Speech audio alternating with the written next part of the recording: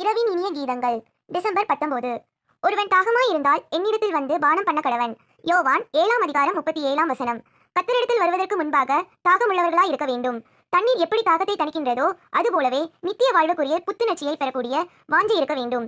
அப்படிப்பட்டவர்களுக்கே கர்த்தர் ஜீவ தண்ணீரை, நித்திய ஜீவனை பொழுந்தருளுகிறார். அடிப்படை காரியம் என்னவென்றால், கர்த்தரிடத்தில் வரக்கூடியவர் தான் ஒரு பாவி என்பதையும், கிறிஸ்துவை அல்லாமல் எதிர்காலத்திற்கு எந்த நம்பிக்கையும் இல்லை என்பதையும் கற்றறிந்திருக்க வேண்டும். விசுவாசத்தில் நெருக்கமாய் இருக்கிறவர்கள் கர்த்தரை நோக்கி வந்து கொண்டிருப்பவர்கள். இங்கு தாகம் என்பது நமது வாஞ்சையே. தெய்வீக செய்தியையே நாம் உணர்ந்து கொள்வது தண்ணீர் பருகுவதற்கு ஒப்பானது. உமது சத்தியத்தினாலே அவர்களை பரிசுத்தமாக்கும். உம்முடைய வசனமே சத்தியம். தண்ணீர் என்பது சத்தியமே. நீதி நிமித்தம் பசிதாகம் உள்ளவர்களுக்கே இந்த ஆசீர்வாதம். இந்த தாகம் உள்ளவர்கள் தாகம் தீர்க்கப்படுவார்கள் என்பதே வாக்குத்தத்தமாய் இருக்கிறது.